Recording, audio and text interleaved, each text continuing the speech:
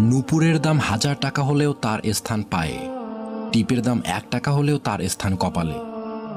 ইতিহাস সাক্ষী আছে, লবণে কখনো পোকা ধরেনি, কিন্তু মিষ্টিতে তো প্রতিদিনই ধরে, এমনকি পিঁপড়াও ছাড়ে না। মোমবাতি জ্বালিয়ে মৃত মানুষকে স্মরণ করা হয়, আর মোমবাতি নিভিয়ে জন্মদিন পালন করা হয়। মানুষ সোজা পথে চলতেই চায় না, আর বাঁকা পথে সবারই আগ্রহ বেশি।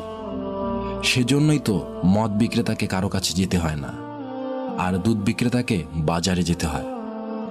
আমরা দুধ বিক্রেতাকে সর্বদাই বলি, ভাই দুধে পানি মেশাননি তো? অথচ মদে মানুষরাই পানি মিশিয়ে খায়।